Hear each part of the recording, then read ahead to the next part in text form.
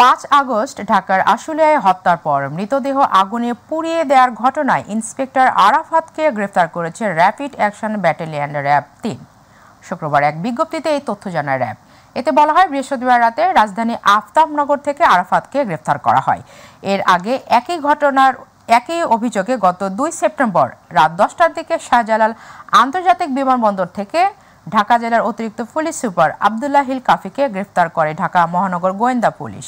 গত 30 আগস্ট সারাদিন একটি ভিডিও সামাজিক যোগাযোগ মাধ্যমে ভাইরাল হয়। এ সময় বেশ কয়েকজন গুলিবিদ্ধ হয়ে মারা যান। পুলিশ লাশগুলো তাদের থানার সামনে নিয়ে যায়। সেখানে একটি পুলিশ ভ্যানে লাশগুলো রেখে আগুন দিয়ে জ্বালিয়ে দেওয়া হয়।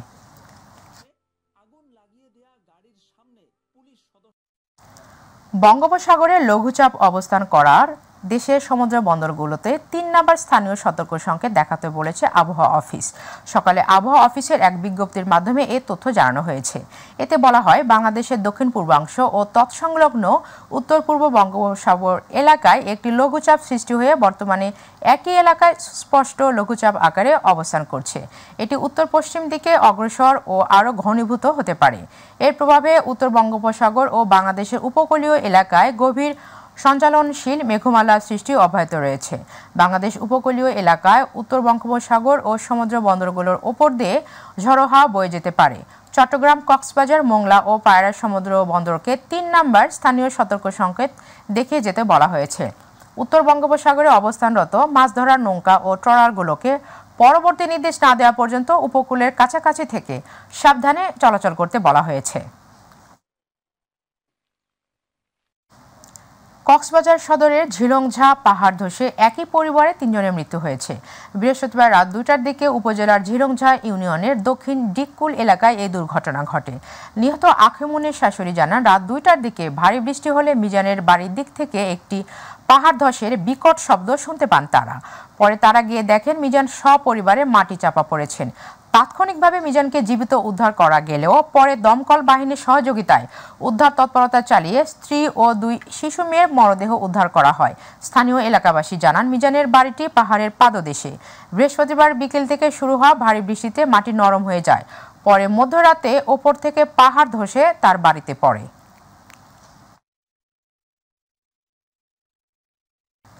দিনাজপুরের পার্বতীপুর উপজেলার বড়পুকুরিয়া তাপবিদ্যুৎ কেন্দ্রের উৎপাদন পুরোপুরি বন্ধ থাকার 3 দিন পর আবারও উৎপাদনে ফিরেছে একটি ইউনিট।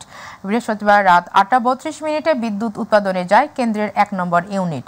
জানা গেছে, 125 মেগাওয়াট বিদ্যুৎ উৎপাদন ক্ষমতা সম্পন্ন 1 নম্বর ইউনিটটি বৃহস্পতিবার বিকেল 5টায় চালু হয়েছে।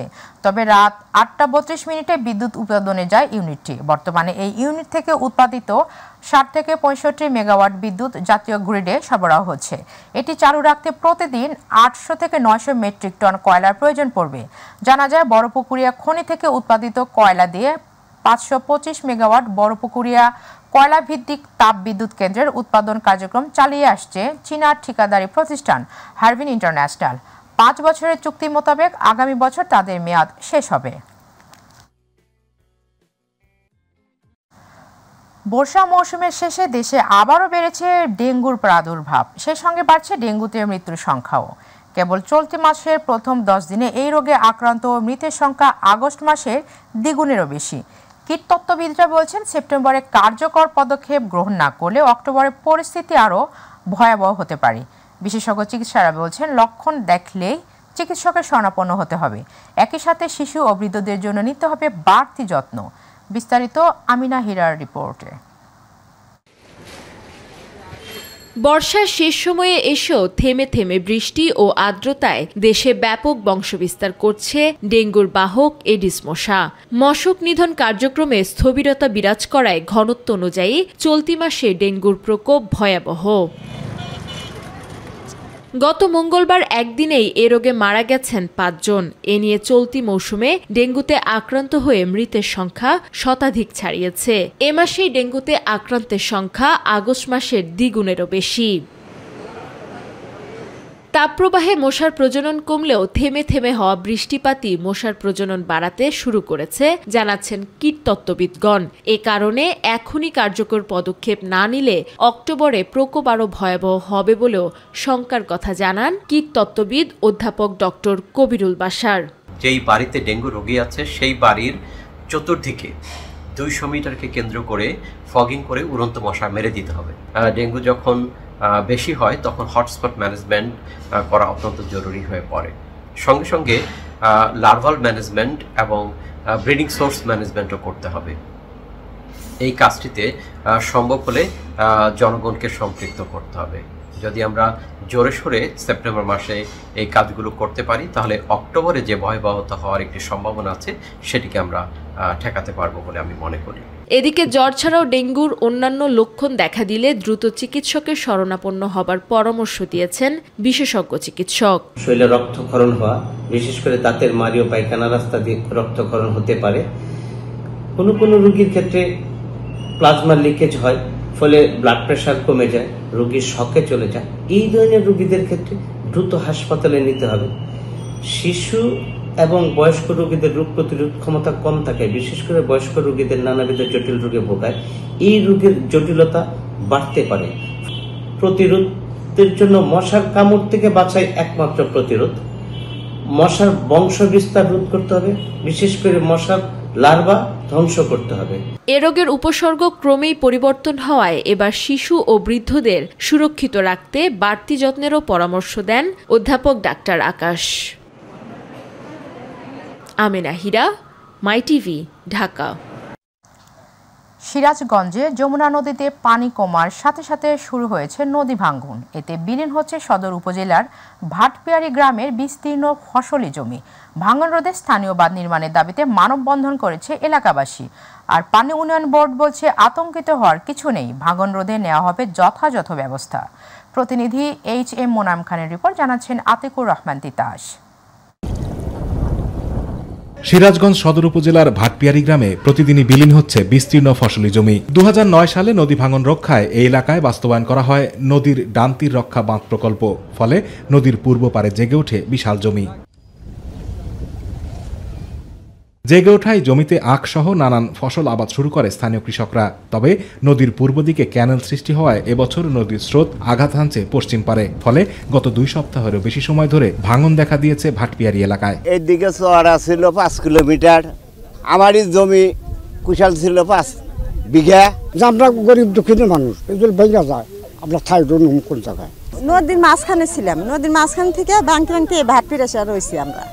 রাখার পরে এখনো মাটি কাটতে আইছে, তারা কাটার পরে এখনো ভাঙার এই পর্যন্ত ভাঙতে আইছে। প্রাইমারি স্কুল ছিল, হাট ছিল, হসপিটাল ছিল, সব কিছু নদীর মধ্যে বিলীন হয়ে গেছে। স্থানীয়রা বলছেন ভাঙন রোধে দ্রুত ব্যবস্থা না গ্রহণ করা হলে হুমকির মুখে পড়তে পারে সোনগাছা, গুপিরপাড়া, ভাটপিয়ারি, শিমলা সহ আশেপাশের বেশ কয়েকটি গ্রাম। প্রত্যেকে আমি অনুরোধ করতেছি, আপনারা এসে সহযোগিতা দেখুন, আমাদেরকে স্থায়ী বার্তা দিয়ে দিন, আমরা যাতে সুখে শান্তিতে থাকতে পারি। এখন যদি আর যদি কিছুদিন ভাঙে তাহলে এইভাবে ইউনিয়নটাও শেষ হয়ে যাবে। কাজে সরকারের কাছে আমাদের বিশেষ একটা অনুরোধ যে আমাদের একটা ঠাই বাজ্যাতি করে দেয়, এটাই আমাদের অনুরোধ। এই যমুনা এমন চোট, বাড়লেও ভাঙ্গে, কমলেও ভাঙ্গে, আবার দাবারও ভাঙ্গে। পানি কমে যাওয়া ও নদীর পথ পরিবর্তনের কারণে ভাঙন দেখা দিয়েছে জানিয়ে পানি উন্নয়ন বোর্ডের এই কর্মকর্তা বলছেন এতে আতঙ্কিত হওয়ার কিছু নেই। আতঙ্কিত হওয়ার কোনো সময় নাই। এখানে আমরা ওই জায়গাটা অবজারভেশনে রাখতেছি। যদি আমাদের স্থায়ী বাঁধ যেটা আছে, এই বাঁধ যদি ক্ষতিগ্রস্ত হওয়ার কোনো সম্ভাবনা থাকে, আমরা সঙ্গে সঙ্গে এখানে অ্যাকশনে যাবে এবং কাজ বাস্তবায়ন করব। গত 2 সপ্তাহের ভাঙনে ভাটপিয়ারি ও আশেপাশের এলাকার প্রায় 15 বিঘা ফসলি জমি নদীগর্ভে বিলীন হয়েছে। তাই আতঙ্কিত এই এলাকার মানুষ। আতিকুর রহমান তিতাস, মাই টিভি। দেশের মাটিতেই বিদেশি ফল মালটা চাষ করে ব্যাপক সাড়া ফেলেছেন দিনাজপুরের পার্বতীপুর উপজেলার কৃষক সাগর আলী মণ্ডল। সুস্বাদু ও রসালো হয়, বাজারে এর চাহিদাও রয়েছে বেশ। শখের বশে মালটার চারা সংগ্রহ করলেও বর্তমানে বাণিজ্যিকভাবে তার বাগানে চাষ হচ্ছে মালটা। আবহাওয়া অনুকূলে থাকায় বাম্পার ফলনের কারণে ভালো দাম পাওয়ার স্বপ্ন বুনছেন বাগান সংশ্লিষ্টরা। এদিকে অর্থকারী ফল মালটা চাষে কৃষকদের উদ্বুদ্ধ করার পাশাপাশি সার্বিক সহযোগিতার আশ্বাস দিয়েছেন স্থানীয় কৃষি বিভাগ। প্রতিনিধি আব্দুল্লাহ আল মামুনের প্রতিবেদনে বিস্তারিত জানাচ্ছেন জুবাইর রহমান।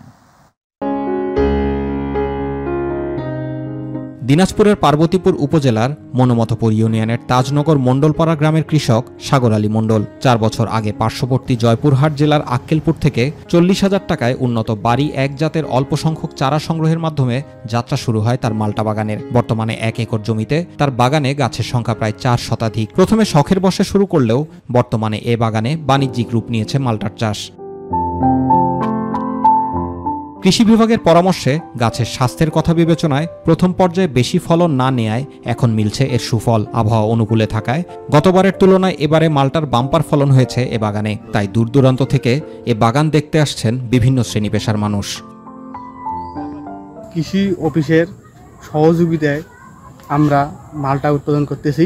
আমাদের নিরাপদ উপায়ে এই মাল্টা বাগানটি করানো হয়েছে এবং এই মাল্টা বাগানটি করার পরে অনেক দূর দূরান্ত থেকে লোক আসছে এটি দেখার জন্য। কৃষক সাগর আলী মণ্ডলের বাগানে মাল্টার উৎপাদন বৃদ্ধিতে নিয়মিত পরামর্শ দিয়ে সহযোগিতা প্রদানের কথা জানিয়েছে এ কর্মকর্তা। আমার তাজনগর পুরকে 1 একর জমিতে বাড়ি মাল্টা এক চাষাবাদ হচ্ছে এবং এই বাড়ি মাল্টা একে গত বছরের তুলনায় এবছর আশা করছি ফলন ভালো হবে এবং আমরা কৃষি অফিসের পক্ষ থেকে এবং আমি নিয়মিত পরামর্শ দিয়ে যাচ্ছি। এদিকে অর্থকরী ফসল হিসেবে মাল্টা চাষে কৃষকদের আগ্রহী করতে কৃষি বিভাগ কাজ করে যাচ্ছে বলে জানিয়েছে এ কর্মকর্তা। মাল্টা চাষের উপরে বিভিন্ন ধরনের কারিগরি সহায়তা এবং অন্যান্য সার্বিক সহায়তা দিচ্ছে এবং কৃষকদের উৎসবব্যঞ্জক কার্যক্রম পরিচালনা করছে। ফলে পার্বতী উপজেলায় বিভিন্ন জায়গাতেও মাল্টা চাষের সম্প্রসারণ হচ্ছে। Zubair Rahman, My TV news.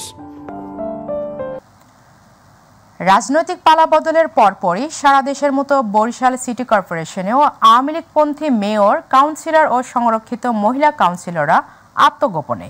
বেশিরভাগ সময় বন্ধ থাকছে ওয়ার্ড কার্যালয়, ফলে নাগরিক সেবা থেকে বঞ্চিত ওয়ার্ডবাসী।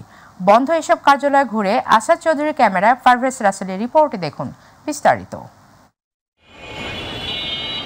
58 বর্গমাইলের মহানগরী বরিশাল সিটি কর্পোরেশন 30টি ওয়ার্ড নিয়ে গঠিত।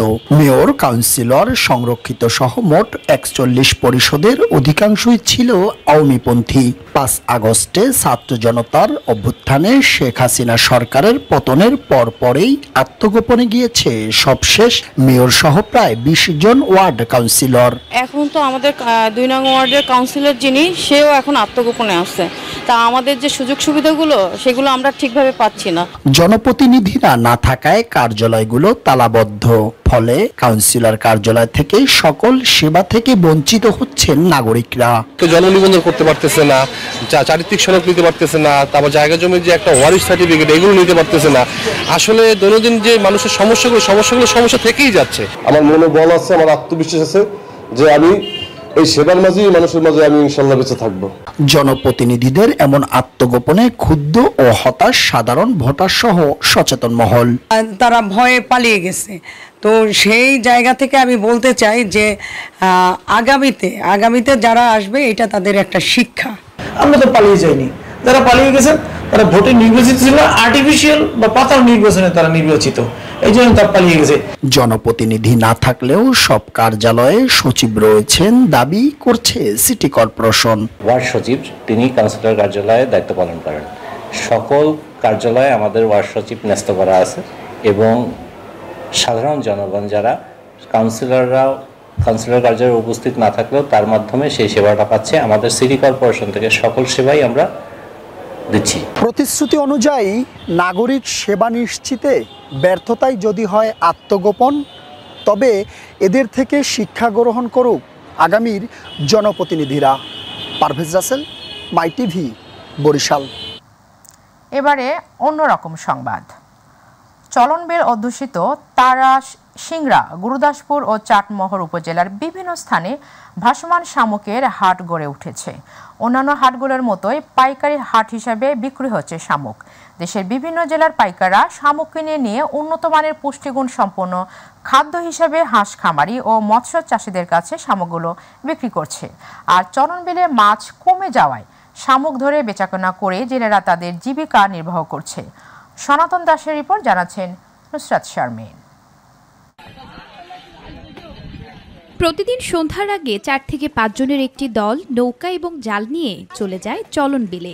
সারা রাত জাল ফেলে শামুক ধরেন তারা। এরপর সকালে বস্তা ভরে পাইকারদের কাছে বিক্রি করে শামুক। গড়ে প্রায় প্রতিদিনই 40 থেকে 50 মণ শামুক আহরণ করে জেলেরা, যা থেকে আয় হয় 2 থেকে 3 হাজার টাকা এবং তা দিয়েই সচ্ছলভাবে চলে তাদের পরিবার। আমরা শামুক ধরি, শামুক হাঁসের জন্য প্রধান খাদ্য। আপনার সারা রাত্রিতে শামুক মারলে আপনার হলো 40 থেকে 45 মণ শামুক পাওয়া যায়। আমরা ওইটা নিয়ে এসে সকালে এখানে বিক্রি করি। প্রতিদিন ইনকাম হচ্ছে 2500, আর আমার এইটা দিয়ে সংসার চলে। বিভিন্ন এলাকায় তিনি পাইকাররা আসে, আয়সা মনে করেন যে এগুলো কিনে নেওয়া যায় শামুক। পাইকাররা বলছেন শামুক পুষ্টিগুণ সম্পন্ন হওয়ায় হাঁস খামারিদের কাছে শামুকের ব্যাপক চাহিদা রয়েছে। আমরা বাংলাদেশের যে কোনো খামারে পৌঁছা দেই, যেভাবে বর্তমানে জেলেরা এখন নিয়ে আসতেছে এগুলো নিয়ে এসে মনে করেন আমার কাছে দিচ্ছে, আমরা মনে করেন বাংলাদেশে বিভিন্ন বিক্রি করেছি। মাছের খাদ্য হিসেবে ব্যবহৃত হওয়ার পাশাপাশি জমির উর্বরতার কাজে শামুক খুবই উপকারী উল্লেখ করে গণহারে শামুক নিধন করায় চলনবিলের জমিতে উর্বরতা সংকট দেখা দিতে পারে বলে আশঙ্কা প্রকাশ করেছেন এই কর্মকর্তা। শামুকের ক্যালসিয়াম, ম্যাগনেসিয়াম আছে, সেটা মাটির উর্বরতা বৃদ্ধি করে। শামুক নিয়ে আমরা ভবিষ্যতে একটা সরকারকে প্রকল্প নেওয়ার জন্য সহযোগিতা করব, যাতে এটা পরবর্তীতে মাছ হাঁসের খাবার হিসাবে অব্যাহতভাবে ব্যবহার করা যায়। নুসরাত শারমিন, মাই টিভি নিউজ।